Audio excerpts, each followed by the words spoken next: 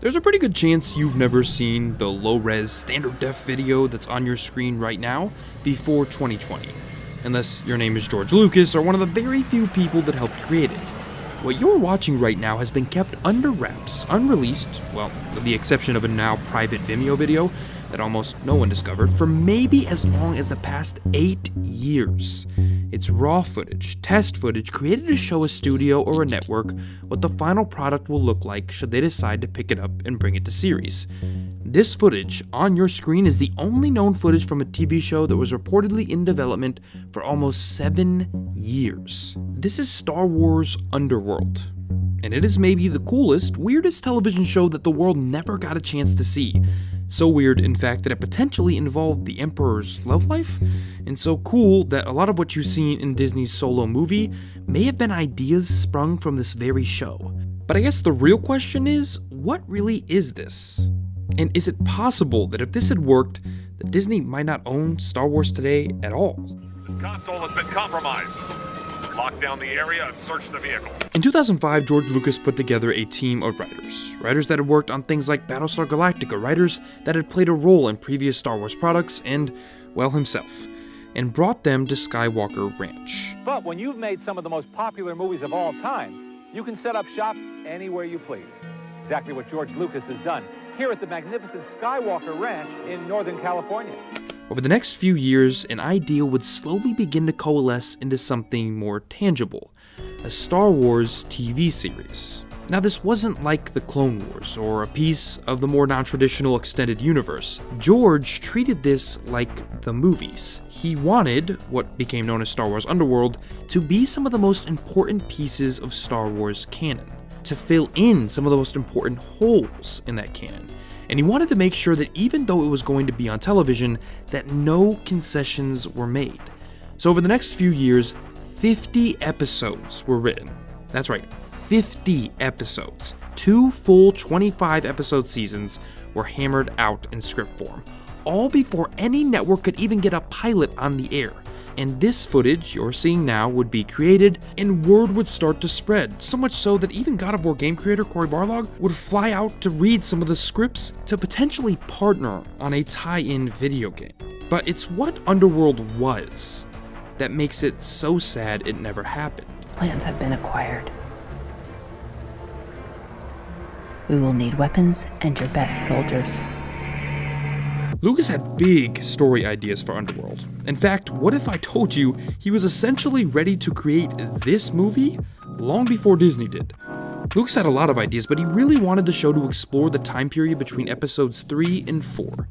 But as you can see, he wanted to take a much more on-the-ground Blade Runner approach, but on Coruscant. As Den of Geek reported, he wanted to tell the story of a galaxy of crime, the Underworld, of young Han Solo. He wanted to put to screen the story of how Han and Chewbacca met, the story of how Lando lost the Falcon. But what's far more interesting to me is that Underworld attempted to tell the story of the Emperor. Barlog told VentureBeat that the scripts he saw included a serious backstory for the Emperor, one that explained how he ended up on the dark side and where his life went south. He told him that the scripts he read actually made the Emperor a sympathetic character that you could feasibly care about. Weirdly enough, it was love, apparently, that was going to change the Emperor. A heartless woman would ruin his life and his perception of the world around him, which obviously is a strange subplot to hear now, but according to Cory, it was well done. In fact, the Emperor and Han weren't the only important figures set to appear on the show. Even Vader was apparently written into the scripts. But it all fell apart rather unceremoniously. So what happened? And what exactly does all this have to do with Disney and their current ownership of Star Wars? Well, look at this footage, and let's take a look at the landscape of television viewership over the past 2 decades. By the time George was ready to get Underworld into production, media had begun to shift, and so had the narrative surrounding it. Streaming was beginning its relatively quick rise, and television viewership was beginning its equally quick decline. But worse yet, the Game of Thrones of the world, the Stranger Things, weren't options. Paid cable hadn't yet proven an audience large enough to support this multi-million-dollar production, and Netflix wouldn't introduce its first original show until 2013. So Lucas had a decision to make. He could either pitch this massively expensive idea to television networks, but then he'd only get 44 minutes an episode and a metric ton of commercials interspersed in between, or he could take it to a premium service in HBO and risk a smaller audience. Instead, it just kind of sat there. Too expensive for the landscape of television at the time, too early for the advent of original streaming products. It is strangely unique in that had it been envisioned just a few years later, it probably would be on our television screens and our phones today. But it's also unique in what its failure meant for Star Wars, and that's where Disney comes in. It's over, Anakin! I have the high ground! In 2012, the Underworld project was officially buried, the moment that Disney finalized their acquisition of the IP. But what I think is kind of crazy is just how the show could have changed that.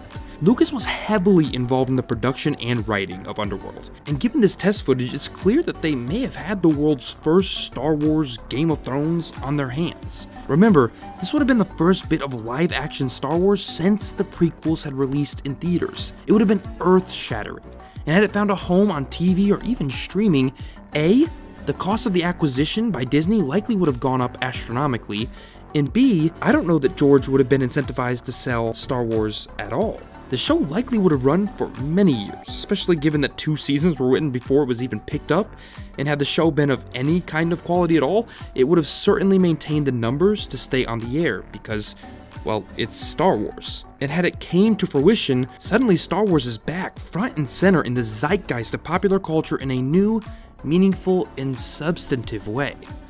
Maybe, if Underworld happens, the new trilogy never coalesces. Maybe the show spurns a new Lucas trilogy. Maybe we never get this. Star Wars Underworld is one of the most incredible, interesting, canceled unknowns in the history of modern media. Its existence was mere rumor for so long that a lot of the reporting done on the show, and even the old Vimeo video, seemed like rumor or fantasy.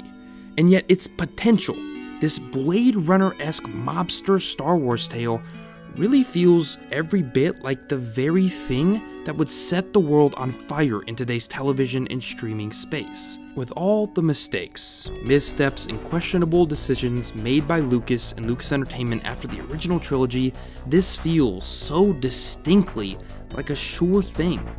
A small green flower sticking out of the desert Tatooine sand. But let's be real. If this happened, we may never have gotten this again, and I mean, come on, this was worth it. I have a tiny little addendum I want to add to the end of this video, but first, if you enjoyed this video, press that like button down below. As always, if you haven't yet done so, press subscribe as well. If you press subscribe, that'll make sure you don't miss anything that I put out on this channel. Also, next to the subscribe button is a little bell. That's the notification bell, so you'll only be notified when I upload a video, so press that little bell next to the subscribe button as well. Now, really quickly, I do want to say something about Star Wars Underworld. First off, there is a great in-depth write-up by Den of Geek about the show if you want to check that out. But what I would like to add is that what Disney's done with The Mandalorian has been incredibly impressive, but I will say that if there's any light at the end of the tunnel for something like Star Wars Underworld to exist today, I think The Mandalorian is maybe doing a great job of showing that Underworld could and should exist, and that this universe is ripe with stories to tell that you might not be able to in just 2 hours. Again, not sad necessarily that it doesn't exist, but it definitely could and maybe should be something that Disney thinks about revisiting, even if they don't necessarily have the rights to that idea. I obviously don't know all the details of that particular end of the buyout, but anyways, on your screen right now are 2 more episodes of Nerdstalgic. If you enjoyed this video, you can click on either of those to see more of what I've done recently, and hopefully I will see you guys in the next video.